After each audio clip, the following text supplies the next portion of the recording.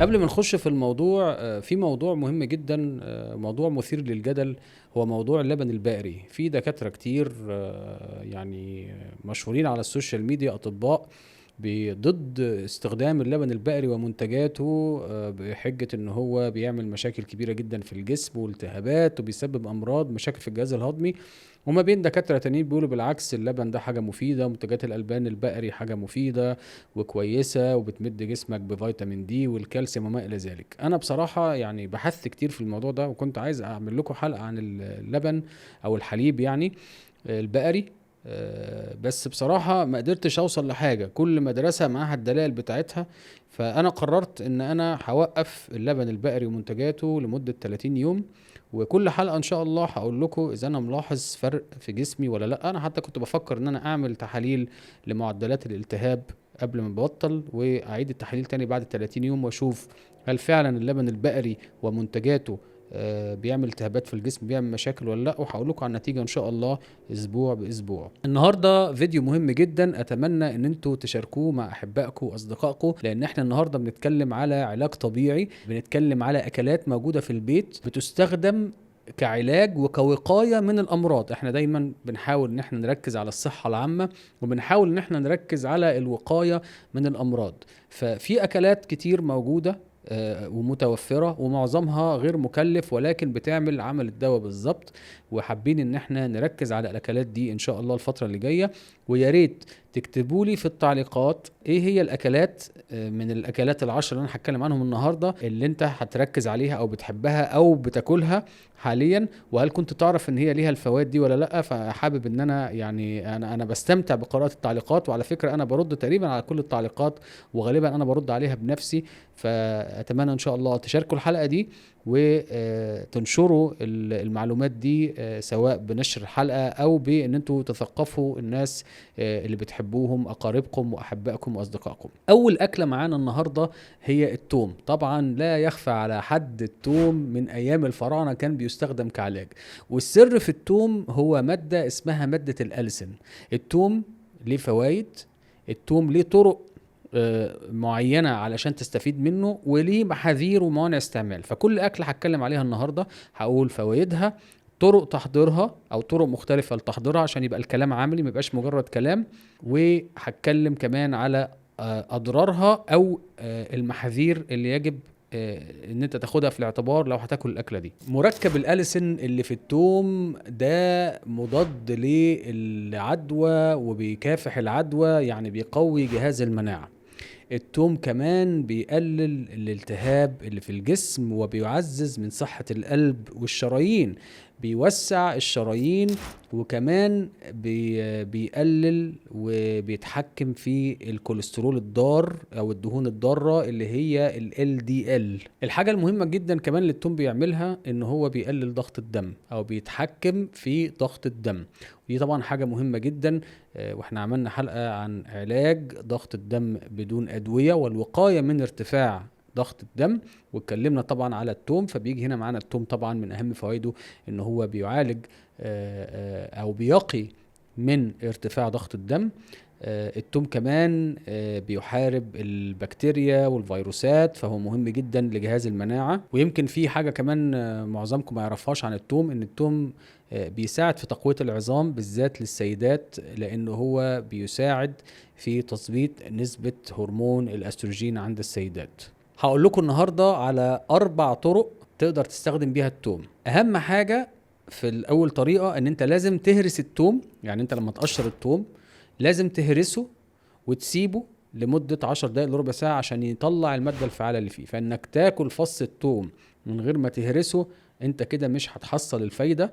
وكتير من الناس للأسف بيفتكر ان هو لما ياكل التوم على طول ان هو كده هيحصل الفايدة. لو عايز تحصل الفايدة الحقيقية للتوم بتهرس التوم وبتسيبه من 10 دقايق ربع ساعة تلت ساعة في الرينج ده كده. في ناس طبعا بتحب تحطه في الزبادي وتاكله على اساس ان هو يعني يقلل شوية من ان هو يتعب المعدة او يتعب الجهاز الهضمي. فدي اول طريقة واسهل طريقة، انك تفصص الثوم وتهرسه وتسيبه ربع ساعة وبعدين تاكله. الطريقة التانية انك ممكن تشوي الثوم. الثوم ممكن يتشوي ويتحط عليه زيت زيتون ويتاكل، برضو بيبقى مفيد جدا. كمان في حاجة اسمها زيت الثوم. ان التوم ده ممكن يتنقع في زيت زيتون ويتعمل منه نوع من انواع الصلصة، صلصة التوم. في طريقة كمان حلوة جدا اسمها خل التوم، ان انت بتنقع التوم في خل التفاح وتستخدمه كصلصة للسلطات، مفيدة جدا، بتاخد فايدة الخل بتاع التفاح وفايدة التوم.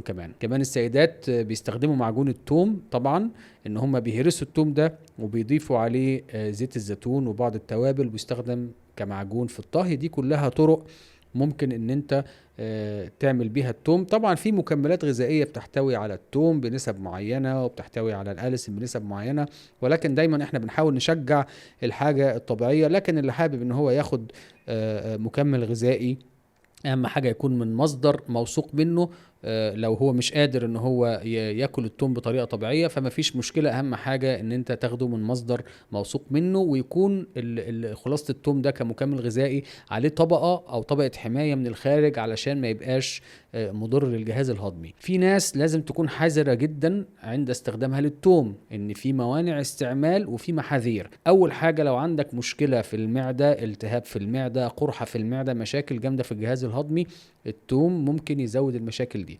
تاني حاجة، لو انت بتاخد ادوية سيولة، مهم جدا انك تاخد التوم او مستخلص التوم ده تحت اشراف الطبيب المتخصص، لانه التوم بيزود السيولة، فده ممكن يعمل مشاكل لو انت بتاخد ادوية سيولة. طبعا في ناس كمان عندها حساسية من التوم، فبرضو ما ينفعش ان انت تستخدم التوم لو عندك حساسية. تاني اكلة عندنا النهاردة بتعمل مفعول الدواء هي الزنجبيل. طبعا في ناس ما بتحبش الزنجبيل عشان احنا زي ما بنقول كده باللغة المصرية او باللهجة المصرية انه حامي شوية.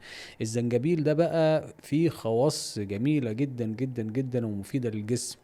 اول حاجة، الزنجبيل ده فيه حاجات مضادة للالتهاب، بتساعد في تسكين وعلاج التهاب العضلات والمفاصل. تاني حاجة، الزنجبيل بيساعد على الهضم، وبيساعد على علاج الغثيان والقيء، خاصة بعد العمليات الجراحية أو للسيدات الحوامل اللي بيجي عندهم اللي بنسميه morning sickness، أو بيبقى فيه غثيان الصبح. وطبعا الحوامل ما بيقدروش ياخدوا أدوية كتير، فالزنجبيل من الحاجات الطبيعية اللي ممكن تقلل الشعور بالغثيان والقيء. الزنجبيل كمان بيحتوي على مضادات أكسدة، فبيساعد في مكافحة أمراض كتير، وكمان بيقوي المناعة. وطبعا لا يخفى عليكم دور الزنجبيل، زي ما بنقول في مصر، في ناس بتقول زنجبيل، في ناس بتقول الجنزبيل، وفي ناس بتقول الجنزبيل، على حسب بقى انت من اي بلد.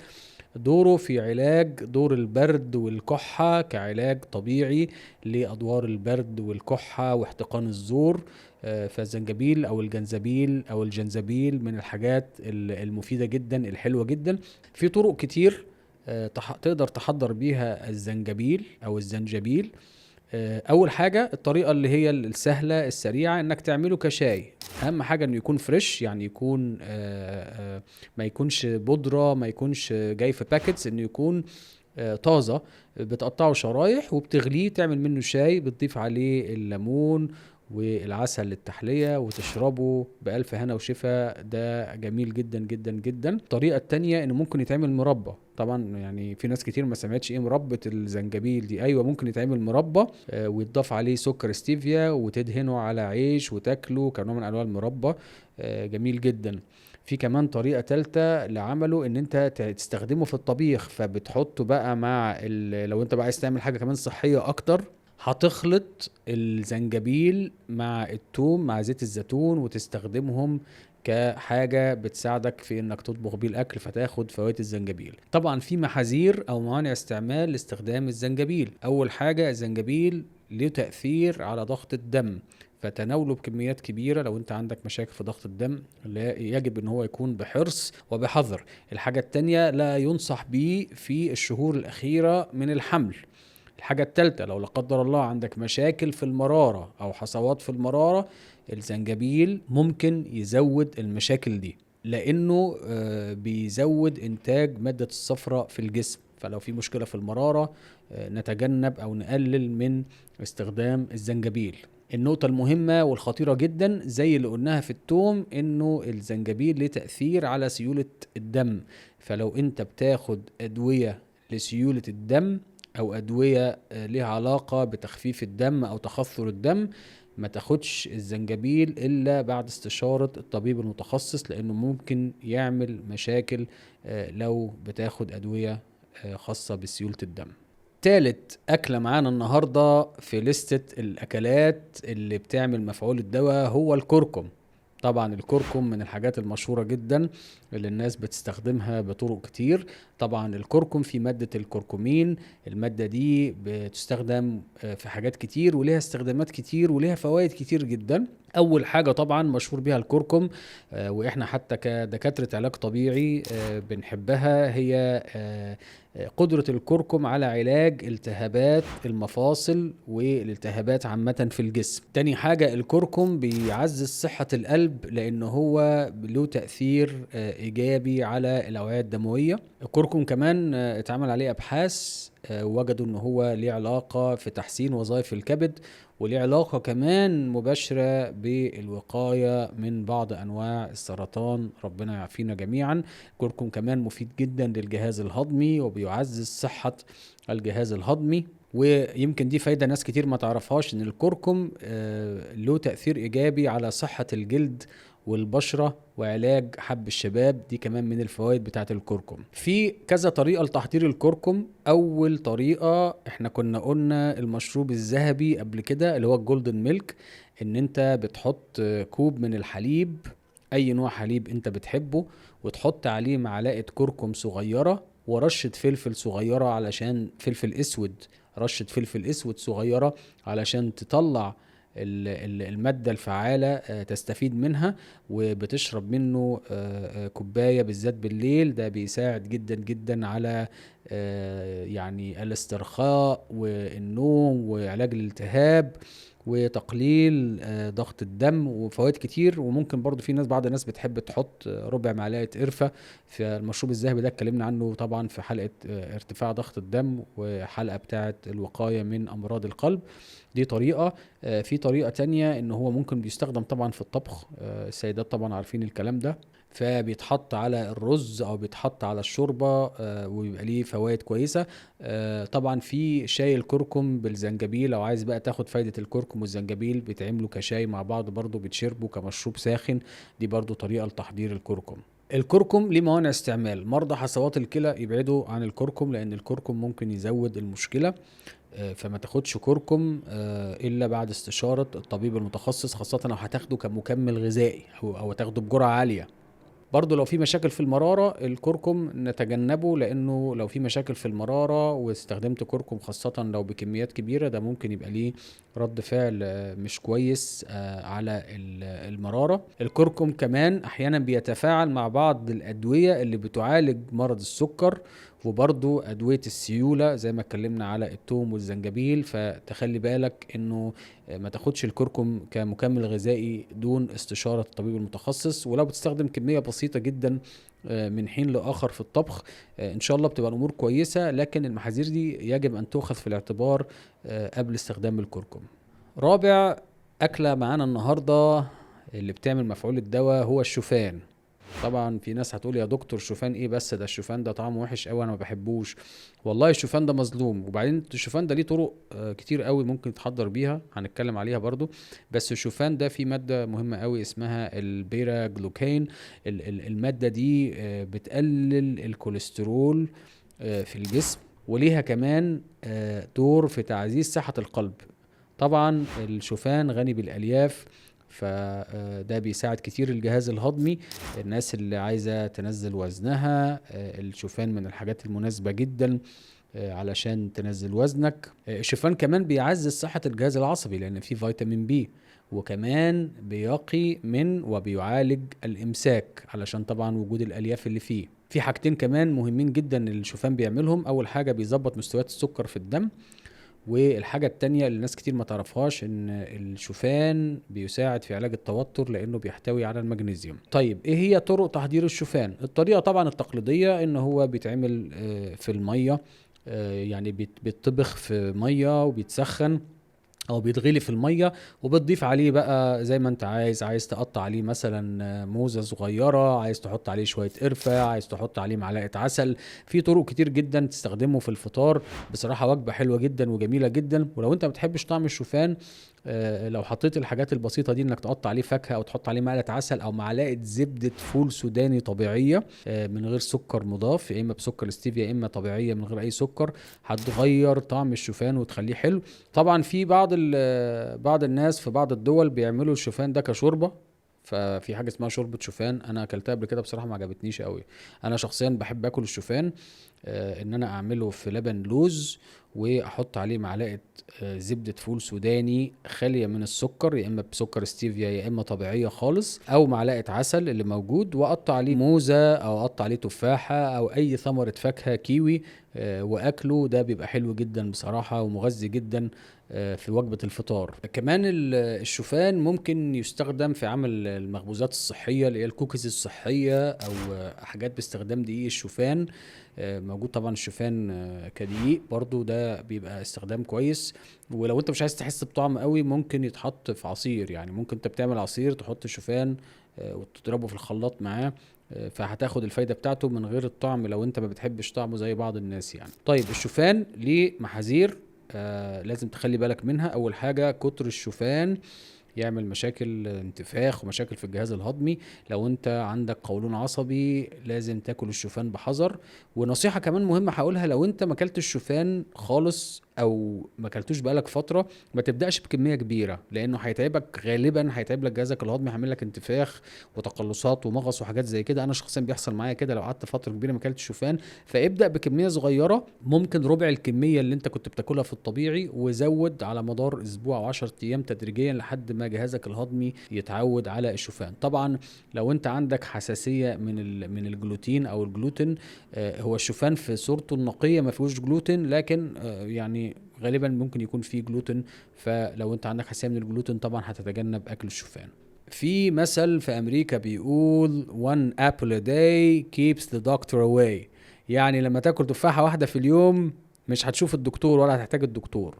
ده يعني ان يدل، فهو يدل على اهمية التفاح. فخامس اكلة معانا النهاردة هي التفاح. التفاح له فوائد غير عادية، ناس كتير ما تعرفهاش. التفاح فيه مادة اسمها مادة البكتين. مادة البكتين دي ليها فوائد كتير جدا، بتعزز صحة الجهاز الهضمي وصحة الأمعاء. التفاح طبعا فيه ألياف كتير. التفاح بيقلل الكوليسترول وبيحمي القلب. التفاح فيه مضادات أكسدة، فبيساعد على الوقاية من السرطانات وأمراض القلب.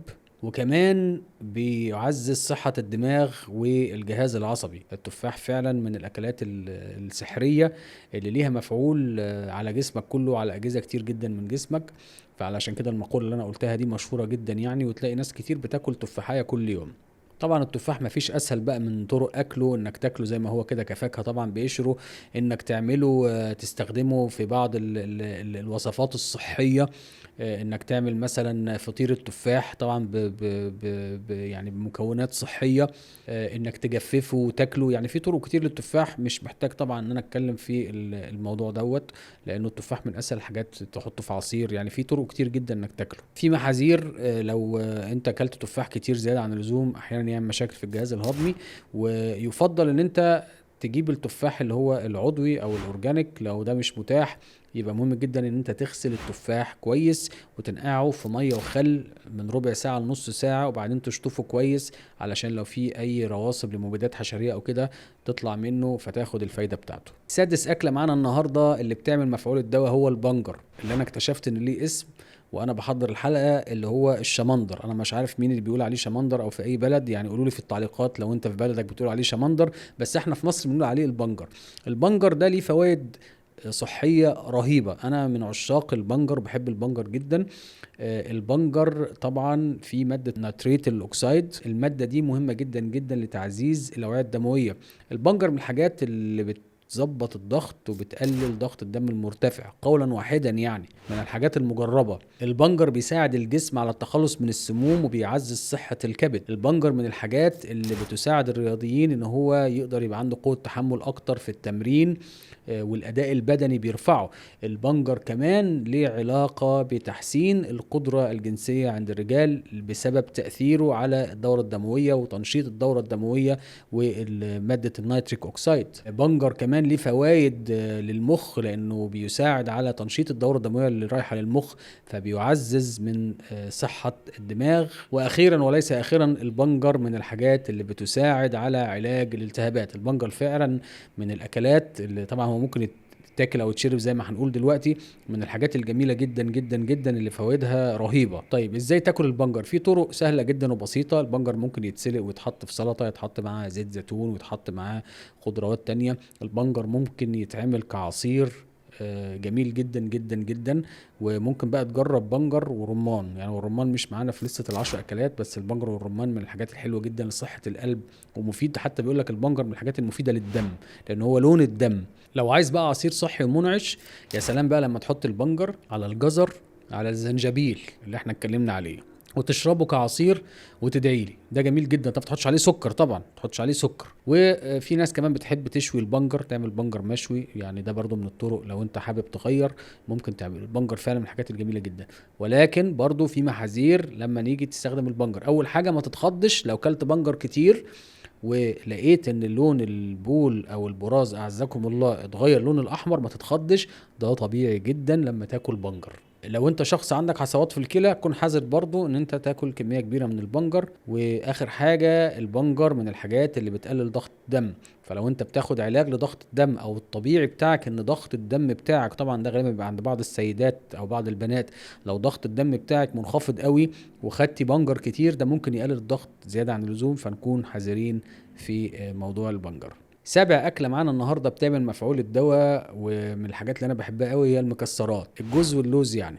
مكسرات طبعا غنية بالدهون الصحية والأوميجا 3 المفيدة جدا لصحة المخ والقلب. المكسرات فيها فيتامين إي علشان تعزيز صحة الجلد.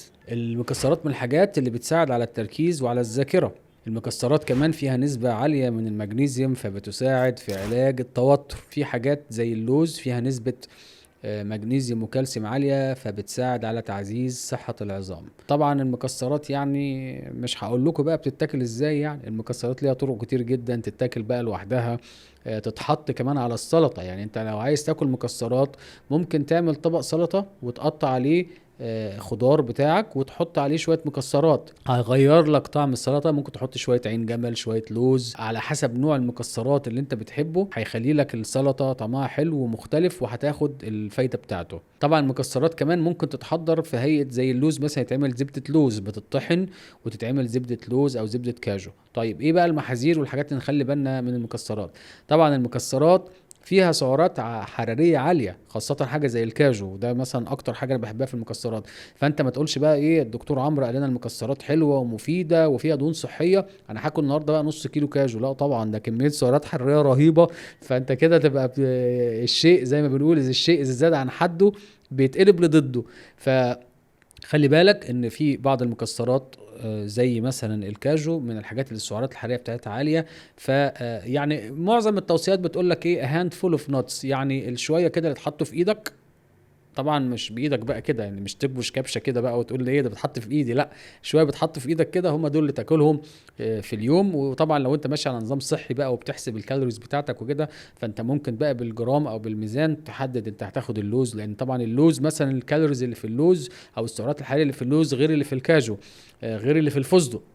فلازم تكون حريص شويه وانت بتاكل المكسرات. طبعا في ناس عندها حساسيه من المكسرات، فاللي عنده حساسيه من المكسرات للاسف طبعا مش هيقدر ان هو ياكل مكسرات. تامن اكله معانا النهارده بتعمل مفعول الدواء هي الاسماك الدهنيه زي سمك السلمون. طبعا الاسماك زي السلمون فيها اوميجا 3 من الحاجات الصحيه جدا اللي بتعزز صحة القلب والأوعية الدموية، مفيش شك طبعا، معظم الناس عارفة الكلام ده. السلمون كمان في حاجات زي فيتامين دي وزي السيلينيوم فبيساعد على تعزيز جهاز المناعة. في مادة كمان اسمها تريبتوفان بتساعد على تحسين جودة النوم.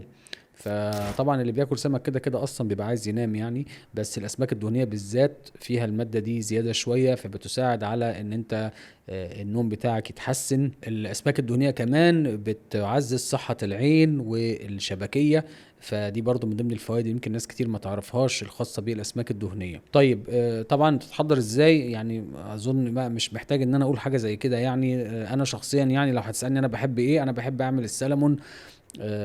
لو هاكل سلمون او اي سمك دهني يعني من الفصيله بتاعت الاسماك الدهنيه دي، انا بحب احضره كده بشويه زبده، واحط عليه خضار، وما احطش عليه بقى توابل ولا حاجه زي ما هو كده يعني، شويه ملح هيمالايا كده بسيط في زبده، وممكن بقى لو بتحب ليمون وباكله مع خضار او كده، فده بيبقى صحي جدا. في ناس بتحب تعمله في الفرن برضو، ده بيبقى حلو جدا بيتعمل في الفرن. فطبعا انا يعني دي مش محتاج ان انا اتكلم فيها يعني. في احتياطات او محاذير لاستخدام السلمون: ما تاكلش سلمون واسماك دهنيه كتير بصوره يوميه، علشان طبعا في مشاكل الزئبق. في بعض التوصيات بتقول لك ان انت ما تاكلش اكتر من مرتين في الاسبوع السمك او الاسماك الدهنيه. تاني حاجه طبعا لازم السمك يتخزن بطريقه صح ويتحفظ بطريقه صح، لانه لو ما حصلش كده ممكن طبعا يعمل مشاكل تسمم غذائي واشياء من هذا القبيل. تاسع اكله بتعمل مفعول الدواء هو العسل الطبيعي. يا سلام على العسل الطبيعي، انا بقى بحب العسل جدا برضو، ولكن نخلي بالنا بقى، انا مش بتكلم على العسل اللي هو بيبقى عامل زي الميه بسكر ده وبيتباع على انه عسل، لا انا بتكلم على العسل الطبيعي. انا شخصيا بستخدم العسل السدر الجبلي. العسل طبعا مفيش شك انه بيمد الجسم بالطاقة. العسل فيه فوائد كتير جدا لتقوية جهاز المناعة ولصحة الامعاء، فيه بروبيوتكس فبيحسن من البكتيريا النافعة او بيعزز البكتيريا النافعة في الجهاز الهضمي، وبيساعد الجسم على محاربة العدوى. وطبعا لو حد عنده دور برد او في مشاكل في الحلقة او كحة او كده، العسل من الحاجات اللي بتساعد. تاكل العسل ازاي؟ طبعا يعني انا هقول لك انا شخصيا باكل عسل ازاي. انا كل يوم الصبح على الريق بحط معلقة عسل سدر جبلي على كوباية مية دافية وبقلبهم وبشربهم مع الريق. انا دي الطريقه اللي انا بحب اخد بيها العسل. لو يعني زهقت وحبيت اغير، ممكن بقى احط معلقه العسل دي على الشوفان، لما اتكلمنا في اكله الشوفان، احطه على الشوفان او احطه على حاجه تانية. بس انا شخصيا بحب اكله على الريق مع الميه الدافيه، ودي سنه يعني عن النبي صلى الله عليه وسلم ايضا. في ناس بتحب تعصر ليمون مع العسل، انا بصراحه ما بحبش احط عليه اي حاجه. بحب ان انا اخده زي ما هو كده. طبعا في نقطه مهمه، ان انت لما تيجي تاخد عسل من الحاجه اللي انت حاطط فيها العسل، احنا بنسميه برطمان في مصر، تستخدم معلقه خشب، ما تستخدمش معلقه معدن. استخدامك لمعلقه معدن او لحاجه معدن عشان تطلع بيها العسل ده غلط. لازم تستخدم معلقه خشب تطلع بيها العسل، ما تحطش اي حاجه معدن خالص في العسل. طبعا بقى تستخدم العسل بديل للسكر، تستخدم العسل في الشاي، في شاي الاعشاب. يعني العسل ليه استخدامات كتير برضو مش محتاج ان انا اقولها. طيب ايه المحاذير بتاعت العسل او منع الاستعمال؟ اطفال اقل من سنة ممنوع العسل، انه ممكن يعمل مشاكل جامدة جدا جدا جدا. فاقل من سنة، لو عندك طفل اقل من سنة ما ياكلش عسل خالص. تناول العسل بكميات كبيرة طبعا بيأثر على نسبة السكر، فخاصة لو انت شخص عندك مرض السكر يجب ان تكون حذر جدا. ما تقوليش بقى اصل العسل ليه فوائد، والعسل مذكور في الطب النبوي، والعسل بيقوي المناعة، وتقوم رايح واكل لي 5 معالق عسل تحطهم لي وتقول لي انا كده بعمل. لا، مش مظبوط يعني. انا شخصيا افضل ان هي معلقه عسل صغيره في اليوم ماكسيمم، اعتقد ده الا لو انت شخص رياضي بتروح الجيم او بتتمرن واحتياجك مختلف شويه، ممكن يبقوا معلقتين عسل يعني، لكن اكتر من كده اعتقد هيبقى كتير يعني. عاشر اكله معانا النهارده اللي بتعمل مفعول الدواء هو البروكلي. طبعا في ناس تقول لي بروكلي، يا البروكلي ده طعمه وحش وريحته وحشه. والله انا كنت بفتكر كده زمان، بس انا بحب البروكلي جدا. البروكلي طبعا بيحمي من السرطان، ربنا يعافينا، عشان مضادات الاكسده اللي فيه، بيقوي جهاز المناعه، في الياف غني بالفيتامينات والمعادن زي فيتامين سي وزي الكالسيوم. البروكلي كمان بيحسن صحة الجهاز الهضمي، وبيحسن صحة القلب والاوعيه الدمويه، وبيقلل الكوليسترول الضار في الجسم. بتعمل ازاي البروكلي وبتاكل ازاي؟ انا شخصيا بحب ان انا اعمله على البخار مع خضار، يبقى زي خضار سوتيه كده، زي ما بيقولوا خضار سوتيه بس على البخار. انا بحب اعمله على البخار. من غير اي حاجه خالص، على البخار بحط مثلا بروكلي مع جزر، يعني على حسب الخضار اللي انت بتحبه، وممكن تحط عليه شويه زيت زيتون كده وتاكله مع البروتين بتاعك مع الكربوهيدرات الصحي بتاعك. انا شخصيا بحبه كده. في ناس بتحب تحطه في السلطه، لكن يعني هو غالبا بيتحط يا اما بيتاكل مع الخضار يا اما بيتاكل مع السلطه. وطبعا في ناس بتحب تعمله شوربه البروكلي، جميله برضو. لو انت على من باب التغيير حابب تاكله كشوربه او تحطه كشوربه، برضو بيبقى حلو جدا وطعمه حلو جدا. في محاذير لاستخدام البروكلي. البروكلي بيعمل انتفاخ لبعض الناس، خاصه ان جهازهم الهضمي حساس، فممكن يعمل انتفاخ او ممكن يتعب الجهاز الهضمي شويه. فلو انت مش متعود على البروكلي بدات تاكله، ابدا بكميه بسيطه وبعد كده هتلاقي جسمك بيتعود عليه. دول كده كانوا العشر اكلات اللي بيعملوا مفعول الدواء. طبعا في اكلات تانية انا يمكن ما قلتهاش، لكن ممكن في حلقات جاية ان شاء الله نتكلم عليها. ولكن الاكلات دي حاول ان انتوا تدخلوها في نظامكم الغذائي، سواء كانت حاجة بتتشرب او حاجة بتتاكل او حاجة بتعمل عصير.